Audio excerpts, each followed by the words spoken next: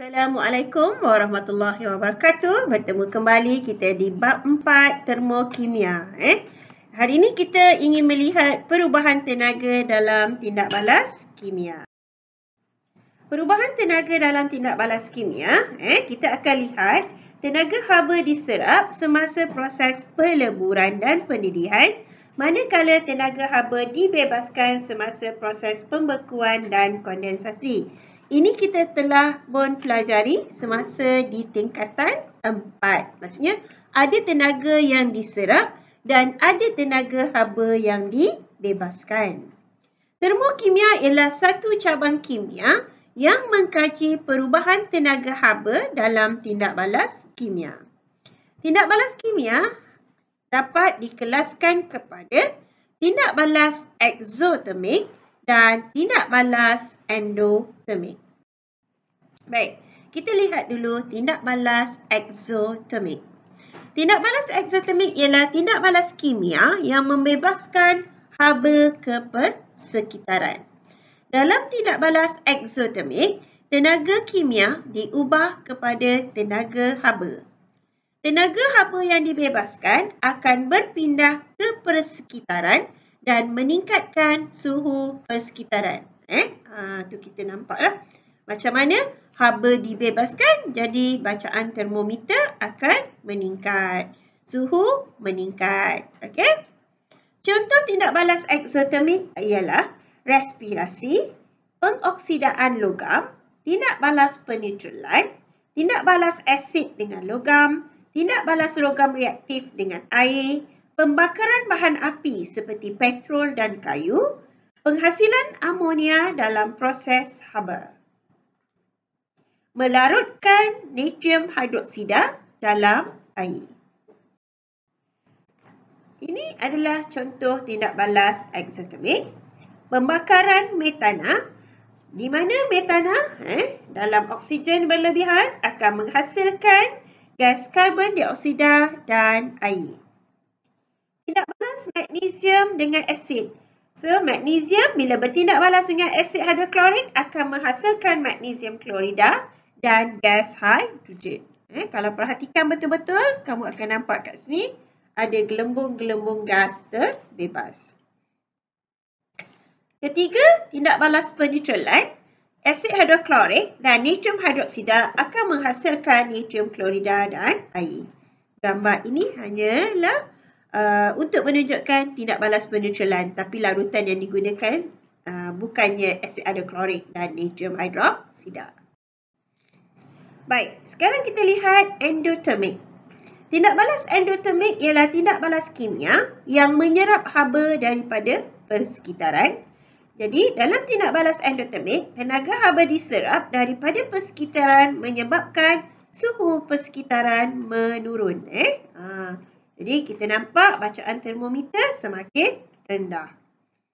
Contoh tindak balas endotermik ialah fotosintesis, melarutkan garam amonium dalam air, penguraian nitrat logam apabila dipanaskan, penguraian karbonat logam apabila dipanaskan. Baik, ini adalah contoh penguraian terma kuprum 2 karbonat.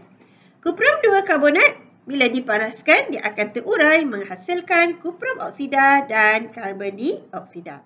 Warna hijau tu adalah kuprum karbonat. Contoh kedua ialah penguraian terma kuprum 2 nitrat. Kuprum 2 nitrat bila dipanaskan menghasilkan kuprum 2 oksida. Kuprum 2 oksida warna hitam. Gas nitrogen dioksida, itu gas yang berwarna merah. Dan gas oksigen, gas yang tidak berwarna. Melarutkan garam amonium di dalam air. Jadi amonium juga menyebabkan penyerapan haba. Jadi kita akan rasa sejuk bila pegang bikar yang mengandungi natrium klorida dan air. Baik, kita teruskan lagi. Masih lagi di bawah tajuk tindak balas eksotermik dan endotermik. Haba yang dibebaskan daripada tindak balas eksotermik menyebabkan bahagian luar bikar terasa panas apabila disentuh.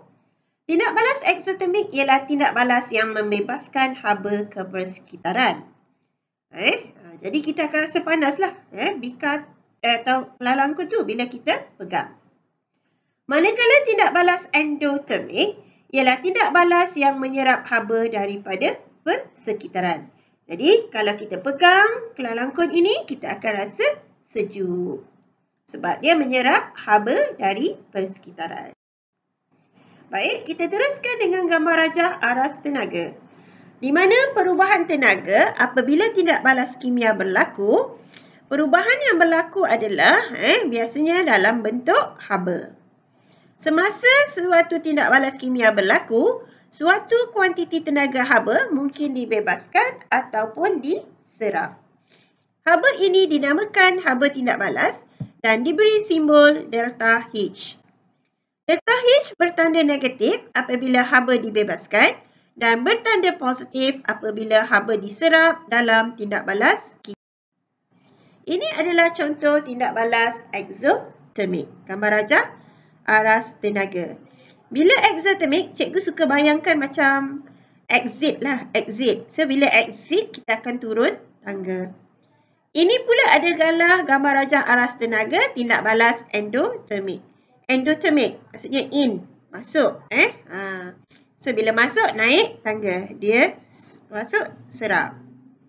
Exit, keluar. Keluarkan haba. Baik. Kita kaji gambar rajah aras tenaga. Jadi, sebelah tu adalah tindak balas eksotermik. Di mana bahan tindak balas akan membebaskan haba ke persekitaran untuk membentuk hasil tindak balas. Oleh itu, kandungan tenaga hasil tindak balas lebih rendah daripada kandungan tenaga bahan tindak balas. Ini kita dapat lihat dekat mana? Kita boleh lihat berdasarkan garisan ni. Garisan ini mewakili kandungan tenaga. Jadi bahan tindak balas dia lebih tinggi daripada hasil tindak balas. Sebab tu ayat dia kandungan tenaga hasil. Ini hasil dekat bawah.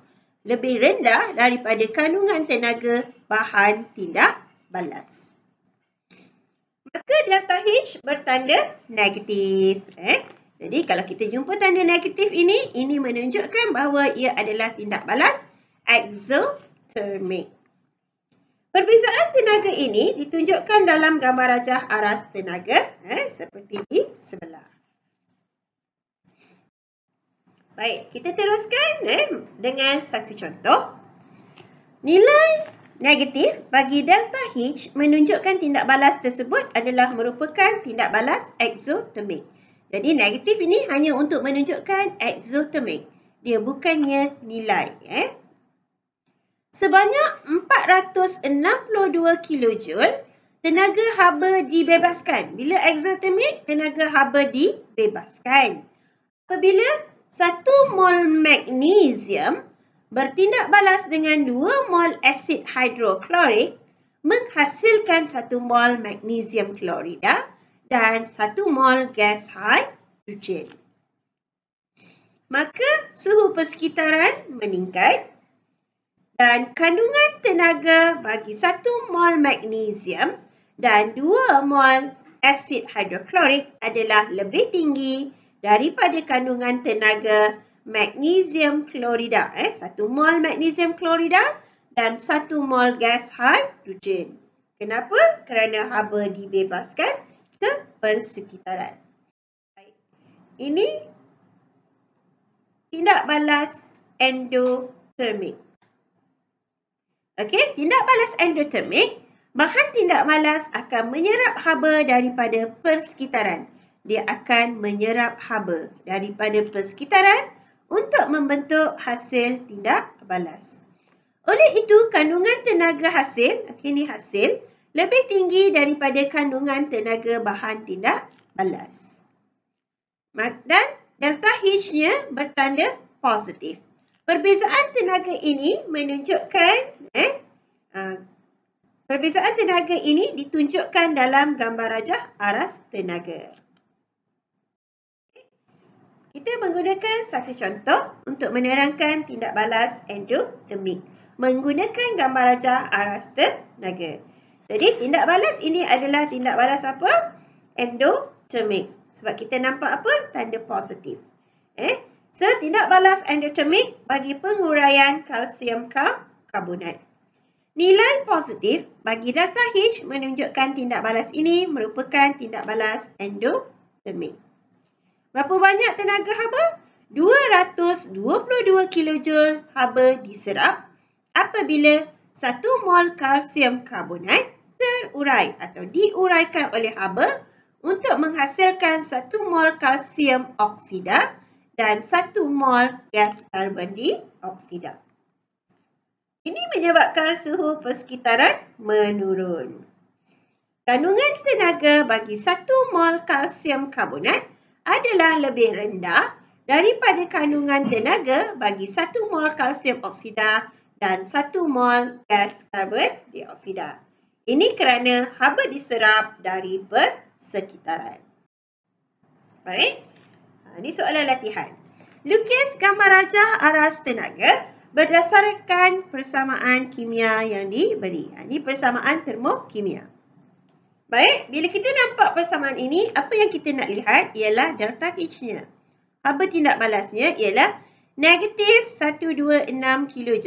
Tanda negatif menunjukkan dia adalah tindak balas exothermic. So, kita akan lukis naik tangga ke turun tangga? Okey, good. Pandai. Turun tangga. Dan kita masukkan bahan yang ada, zinc dan asid hidroklorik, manakala hasil zinc klorida dan hidrogen di atas garisan. Dan beza haba ataupun delta H sama dengan negatif 126 kJ dan kita tuliskan.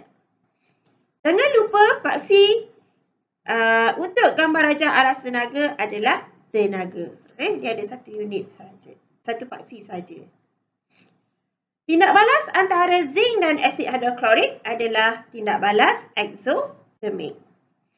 Di mana 126 kJ tenaga haba dibebaskan apabila 1 mol zinc bertindak balas dengan 2 mol asid hidroklorik menghasilkan 1 mol zinc klorida dan 1 mol gas hidrogen. Jumlah kandungan tenaga 1 mol zinc dan 2 mol asid hidroklorik lebih tinggi daripada jumlah kandungan tenaga 1 mol zinc klorida dan gas hidrogen. Maka suhu persekitaran meningkat. Itulah penerangan yang kita boleh buat ataupun maklumat yang kita boleh perolehi berdasarkan gambar rajah aras tenaga. Baik, kita teruskan dengan pemecahan dan pembentukan ikatan. Setiap tindak balas berlaku tindak balas pemecahan dan pembentukan ikatan. Semasa tindak balas berlaku, ikatan yang wujud dalam bahan tindak balas dipecahkan dan ikatan yang baru terbentuk dalam hasil tindak balas. Baik, kita menggunakan satu contoh. Gas hidrogen bertindak balas dengan gas klorin menghasilkan hidrogen klorida. Tindak balas ni tindak balas exothermic. Sebab kita nampak negatif kat sini. Okey, jadi apa yang kita nak lihat? Pemecahan ikatan. So, hidrogen, molekul hidrogen dan molekul klorin akan dipecahkan dahulu. Ikatan dalam molekul akan dipecahkan. Jadi, molekul hidrogen klorida akan menyerap haba sebanyak 436 kJ bagi memecahkan ikatan. So, bila dia pecah, atom hidrogen. Dia jadi atom hidrogen. Ada 2 atom hidrogen di sini. Daripada 1 molekul hidrogen. Pemecahan ikatan dalam 1 molekul hidrogen memerlukan 436 kJ tenaga haba. Bagi molekul klorin, dia memerlukan tenaga sebanyak 242 kJ untuk diserap bagi memecahkan ikatan antara klorin dengan klorin. So, bila dia telah pecah atau terurai, akan menghasilkan 2 atom klorin. Manakala pemecahan ikatan dalam satu molekul klorin memerlukan 242 kilojoule. Maka jumlah tenaga yang diperlukan untuk memecahkan ikatan hidrogen dan ikatan klorida adalah sebanyak 678 kilojoule. Dapat daripada mana? Kita tambahkan sahaja 436 dan 242. So, kita dapat 678 kilojoule. Kemudian, ikatan baru terbentuk antara atom hidrogen dengan atom klorin untuk membentuk molekul hidrogen klorida. Jadi, kita ada dua atom hidrogen dan dua atom klorin. Dia akan membebaskan tenaga sebab ia akan membentuk ikatan baru, iaitu ikatan antara hidrogen dan klorin, membentuk molekul hidrogen klorida. Berapa banyak dia bebaskan? 431 kilojoule. Jadi bila ada 862 kilojoule tenaga haba dibebaskan. Pembentukan ikatan antara atom hidrogen dan atom klorin membebaskan 431 kilojoule. Maka apabila dua molekul hidrogen klorida terbentuk, maka jumlah haba yang dibebaskan untuk membentuk ikatan hidrogen klorida adalah 2 darab 431, iaitu 862 kilojoule. Baik, kita teruskan lagi. Memandangkan perubahan tenaga ialah jumlah haba yang diperlukan semasa pemecahan ikatan dan haba yang dibebaskan semasa pembentukan ikatan. Jadi, dekat sini kita nampak, bila pemecahan ikatan sebanyak 678 kilojoule haba diserap. Bila dia dah pecah dekat sini, ikatan yang dah pecah tadi, atom klorin dan atom hidrogen. Kemudian dia akan membentuk ikatan baru. Dia membebaskan haba sebanyak 862 kilojoule. Jadi, perubahan haba di sini ialah sama 678, kita tambah dengan negatif 862, maka kita dapati bahawa keseluruhan haba yang dibebaskan ialah sebanyak 184 kilojoule. Tenaga haba yang dibebaskan, dia melebihi, lebih banyak kan, 862 dengan 678, melebihi tenaga yang diperlukan. Maka keseluruhan tindak balas membebaskan 184 kilojoule. Nilai negatif delta H menunjukkan pembentukan hidrogen klorida adalah satu contoh tindak balas exothermic. Baik, kita teruskan dengan aplikasi tindak balas exothermic dan endothermic. Semasa kita mengalami sakit kepala atau demam, biasanya kita menggunakan pek sejuk untuk melegakan kesakitan. Pendaki gunung pula menggunakan pek panas untuk memanaskan tangan dan badan apabila berada di kawasan tanah tinggi yang sejuk. Pek sejuk tidak mengandungi ais, manakala pek panas tidak dipanaskan sebelum digunakan. Jadi, bagaimana pek tersebut dapat memberi kesan sejuk ataupun panas. Adakah anda tahu garam manakah digunakan dalam pek sejuk dan pek panas? Baik, kita nak tengok penyediaan pek panas atau pek sejuk. Ini di peringkat sekolah lah, mana kita nak sediakan. Pek panas atau pek sejuk mengandungi 2 beg plastik. Maksudnya kamu kena ada 2 beg plastik. Beg plastik di bahagian luar dibuat daripada plastik yang kuat dan mengandungi serbuk kimia, manakala beg plastik di bahagian dalam dibuat daripada plastik yang lembut yang mengandungi air. Ini kerana apabila beg dipatahkan, plastik di bahagian dalam akan pecah, air di dalam beg akan bercampur dan larut dengan serbuk kimia untuk menghasilkan larutan yang sangat panas atau sejuk. Jadi, apakah serbuk kimia yang digunakan? Untuk beg panas, bahan kimia yang terkandung dalam beg panas tersebut adalah kuprum 2 sulfat, kontang, atau kalium klorida kontang, atau kalsium klorida, atau magnesium klorida, ataupun magnesium sulfat.